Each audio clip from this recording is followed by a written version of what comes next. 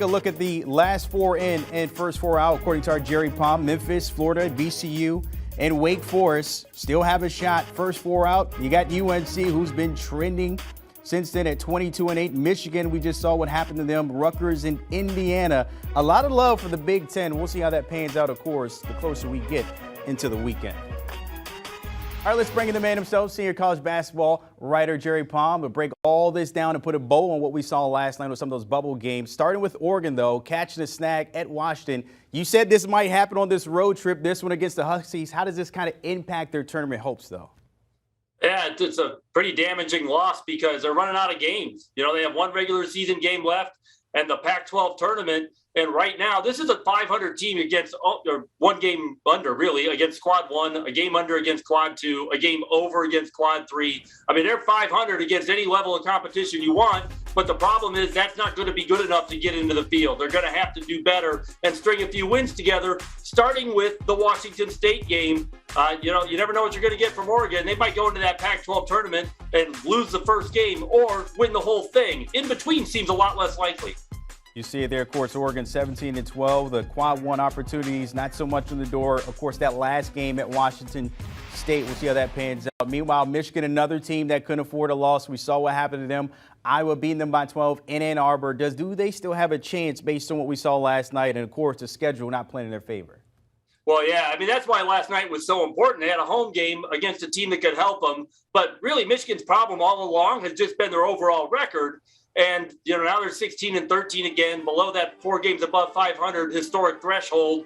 And now they have to go to Ohio State, which will be their 4th game in 8 days. And if they don't win that, now they're 2 games above 500 and have to win 3 in the Big Ten tournament just to get a good enough record to meet that threshold.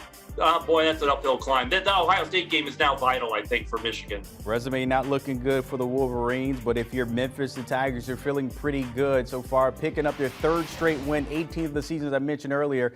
A bit of sigh of release here for Penny Hardaway and the crew? Well, yeah, I mean, losing this would have been a disaster, and completely against the run of play for Memphis, which has been really hot lately, including a win at Houston. The only problem in the league is that SMU beat them twice, but you know, they get another shot at Houston now at home to end the regular season and then go into the conference tournament where, you know, I don't know that they have to beat Houston, but they have to avoid a bad loss in the conference tournament to feel any real comfort on Selection Sunday. You see it there, you have them in that last 4 innings you mentioned, and not so bad in conference play, 12-5, but those Quad 1 wins maybe playing their favor, 3-3, so not so bad for Hardaway and the Memphis Tigers here. If we're looking at this year's Duke and UNC, so many storylines. Coach K's last game, of course, against the Tar Heels in the regular season. And also on the other side, UNC, their first year without Roy Williams. What's at stake when you look at these two programs here leading into this matchup? Well, Duke is actually trying to get to the top line of the bracket. Unfortunately, the ACC is historically bad. And so they've had a lot of trouble building their resume up to compete with the Kansases and the Baylors and the Arizonas and the Auburns to try and get to the top line of that bracket.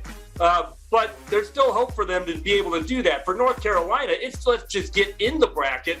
I don't know if North Carolina can do that without beating Duke at some point, whether it's Saturday or in the conference tournament. But if their best win on Selection Sunday is still Michigan, and Michigan is not in the bracket, I don't see how there's going to be room for North Carolina either. So must watch. Most of us be watching on the TV instead of in person because I think those tickets are still about $3,000 or $5,000 a pop when it comes to Coach K's last game there. Jerry Pop, as always, my friend. Appreciate you breaking everything down. Do you want a sports network that delivers everything that matters about the game? The highlights, the picks, the instant analysis. No yelling, no fake debates, no politics. Hit the subscribe button and never miss a moment.